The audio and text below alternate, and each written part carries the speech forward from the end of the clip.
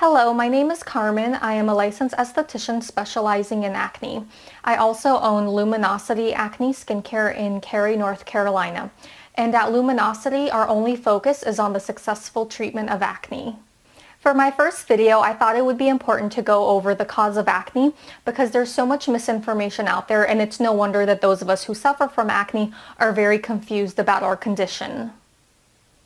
Now, believe it or not, acne is a genetic condition that affects the functioning of the pores. Now, I know some of you may be thinking, but I'm the only one in my family with acne, or none of my other siblings have acne, it's just me. The thing you have to realize with acne is that there is no set pattern. It doesn't always affect every generation, and it doesn't always skip a generation. In some cases, you may be the only person in your immediate family with acne, but try to look outside of just your immediate family. Do you see any cousins, aunts, uncles on a particular side of your family that has acne versus the other side? For example, in my family, neither one of my parents had acne, but both my brother and I had horrible cystic acne. But now that I'm older, if I look on my mom's side of the family, I can see that a good amount of cousins there have acne. Whereas on my dad's side, not a single soul that I can think of has acne. So for me, I know that I inherited the acne gene from my mom. So now that you know acne is genetic, let's talk about how this affects the functioning of the pores. Our pores are constantly shedding dead skin cells and replacing them with newer ones. The average non-acne prone person can shed up to 1 layer of dead skin cells per day. Now compare that with someone who's acne prone. Someone with acne can shed up to 5 daily layers of dead skin cells. That is a huge difference, going from a normal 1 layer per day of dead skin cells to 5 layers a day of dead skin cells. Furthermore, these excess dead skin cells do not slough off the skin easily, so instead they start to build up inside of the pore. Now, the technical term for this is retention hyperkeratosis. Now, the second component of acne is probably something that those of you suffering from acne are very familiar with. It is excess sebum or oil. Now, I will say that from time to time in our office, we do see clients coming in who are naturally dry-skinned. They just don't produce a lot of oil, but they still have acne. And the thing about that is that whether you produce a lot or a little bit of oil, the quality of the oil in someone who is acne prone is going to be just a little bit thicker than someone who's not acne prone.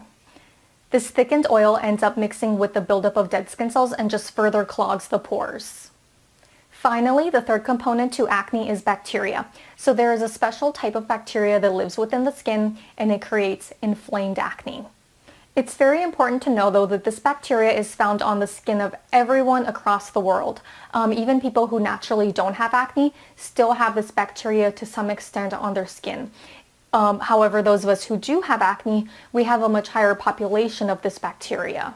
Now, the reason why acneic skin has a much higher population of this bacteria goes back to retention hyperkeratosis, or the buildup of the excess dead skin cells that I talked about earlier.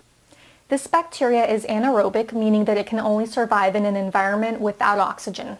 And so because our pores naturally clog themselves up with the large buildup of dead skin cells and oil on a daily basis, that means that oxygen from the environment around us, it cannot reach the bacteria inside of the pore to kill it.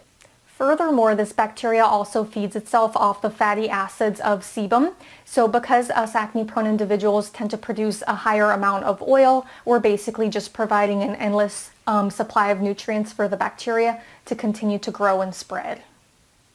So there you have it. That's pretty much all there is to the cause of acne. First and foremost, it's a genetic condition that affects the functioning of the pores.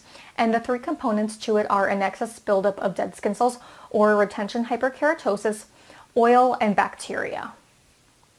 Thanks so much for watching. I hope that you found this video helpful. If you visit my website at luminosityacneskincare.com, you can sign up for a free copy of my list of pore clogging ingredients to avoid in both your makeup and skincare products. This is the same list that I give to all of my office clients when they are first starting my acne program. And from experience of working for many years with acne-prone individuals, I can tell you that continuing to use even one pore clogging ingredient will continue to break you out. So it's very important for you to use this list as a reference for the next time that you're picking out both skincare and makeup products to ensure that they will not continue to break you out. Also, if you are local to the Cary or Raleigh, North Carolina area, please visit my website so that you can get more information on how we can work together to clear up your skin. And lastly, you can find me on Instagram. So again, thanks so much for watching, and I'll see you in my next video.